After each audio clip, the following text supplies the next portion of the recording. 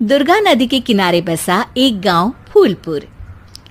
गांव में कुछ 100-150 लोग रहते थे। अंजलि, जो कि पास ही के जिले में रहती थी और 12वीं पास कर चुकी थी, उसके पिताजी ने बेटी को जल्दी विदा करने के लिए उसकी शादी फूलपुर गांव के मुकेश से करवा दी थी। मुकेश कभी स्कूल नहीं गया था और इस कारण वो पढ़ा लिखा नहीं था और बाकी गांव वालों की हालत भी मुकेश जैसी ही थी। मुकेश के घर में उसके माता पिता भी रहते थे। सासू माँ, मैं बाहर मंदिर तक जा रही हूँ, आधे घंटे में आ जाऊंगी। अरे अभी कहीं जाने की जरूरत नहीं है, चुपचाप जाके रसोई में रात के खाने की तैयारी करो। और ये घूंघट क्यों हटा लिया है तुमने? क्या पता नहीं कि इस गांव में औरतें बिना घूंघट के नहीं रहती? रात में अंजलि छत पर जाकर अपनी मम्मी से बात कर रही होती है। तभी गांव की 3-4 औरतें उसे देख लेती है और दरवाजे पर आकर उसकी सास से शिकायत करने लगती है।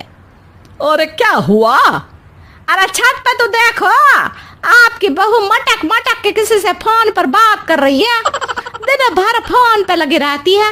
अरे कल तो मंदिर के पास वो क्या कहते हैं, सेल्फी ले रही थी।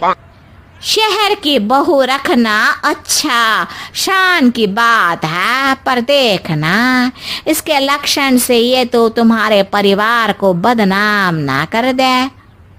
ये पहली बार नहीं था जब सास से गांव के लोगों ने अंजलि की बुराई या शिकायत नहीं की हो। अब तो ये रोज की बात थी। अंजलि ये सब सुन लेती है। जब वो नीचे जाती है तो मुकेश भी वहां आ जाता है। सास कहती है, बेटा, लोग घर आकर शिकायत करने लगे हैं बहू के कामों की। देख लो, पति हो, संयम से रखो इसे। माँ जी, मैं तो अपनी माँ से बात कर रही थी क्योंकि यहाँ कोई बात करने लायक ही नहीं है और अब मैं माँ के पास ही रहूंगी। वहाँ क्या रहना, वहाँ बाहर के लोग तो ठीक है पर घर के लोग भी इज्जत ना दे सके। अरे नहीं नहीं अंजलि, ऐसा नहीं है, धीरे धीरे सब ठीक हो जाएगा, तुम फिक्र ना करो। अरे बस कुछ बोलना ही नहीं है, सर पे चढ़ा रखा है बहू को। सास मुकेश की नरम बात सुन के वहां से मुंह चढ़ाकर चली जाती है। मैं तो कहती हूँ हम दोनों शहर चले जाते हैं। मैं पढ़ी लिखी हूँ, मुझे वहाँ नौकरी भी मिल जाएगी और थोड़े दिनों में आप भी वहाँ कुछ काम ढूंढ लेना।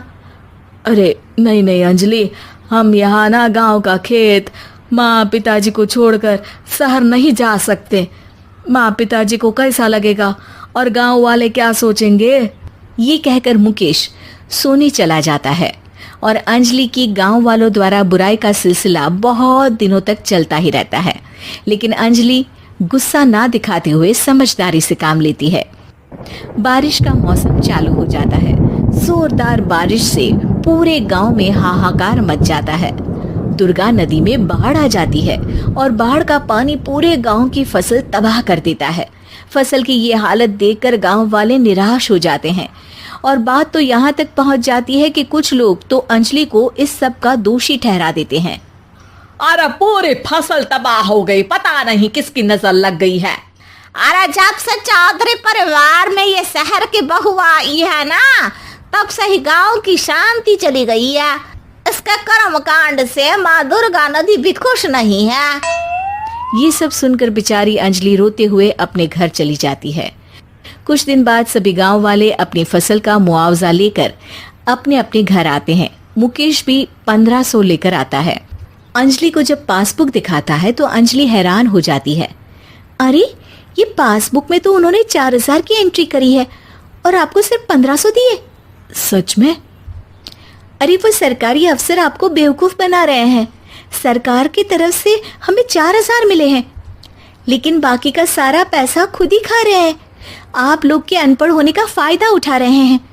ये सब सुनकर मुकेश परेशान हो जाता है लेकिन अंजलि उसे हिम्मत से काम लेने को कहती है और सुबह होते ही मुकेश को पंचायत कार्यालय ले जाती है और साथ में गांव के और लोगों को भी। आप सरकारी बाबू क्या गांव के लोगों को बेवकूफ समझते हैं? आपको क्या लगता है ये पढ़े लिखे नहीं है तो आप कुछ भी मनमानी करेंगे? ये बेचारे दिन रात इतनी मेहनत करते हैं, ये हमारे अन्नदाता हैं और आप इनके साथ ऐसा धोखा करते हैं। अरे क्या बके जा रही है ये लड़की, किस धोखे की बात कर रही है? अपने कांड करके नदी माँ को नाराज करके हमारा नुकसान करके इसे चैन नहीं मिला क्या? सरपंच जी, इन सरकारी बाबू ने मुझे बेवकूफ बनाया है और मेरे हिस्से के पैसे खुद चट कर गए। बस ये सुनते ही सरपंच वहां से दुम दबाकर भाग जाता है। पता चलता है कि जनपद अधिकारियों ने गांव के सरपंच के साथ मिलकर सबके साथ धोखा किया है। सब लोगों का विरोध शुरू हो जाता है और आखिर में अधिकारी सब गांव वालों के हिस्सों के बचे हुए पैसे उन्हें लौटा देते हैं और कई दिन तक सरपंच गांव में लौटता ही नहीं। अंजलि, तुम नहीं होती तो हम गांव वालों को तो पता ही नहीं चलता कि ये हमें हर बार बेवकूफ बनाते हैं। हाँ हाँ अंजलि बेटी, हमें माफ कर दो। हम सब तुम्हें बुरा भला कहते रहे, लेकिन तुमने ही आज हमें बेवकूफ बनाने से बचाया है। हमें तुम पर गर्व है बेटी। अब समझ आया कि सरपंच तुमसे नहीं, तुम्हारे पढ़े लिखे होने से नफरत करता था। क्यों ना इस बार हम अंजलि को ही सरपंच पद के लिए चुन ले? क्या कहते हो गांव वालों? पढ़ी लिखी सरपंच। बस पूरा गांव अंजलि के लिए ताली बजाता है और अंजलि की सास उसे खुशी से गले लगा लेती है।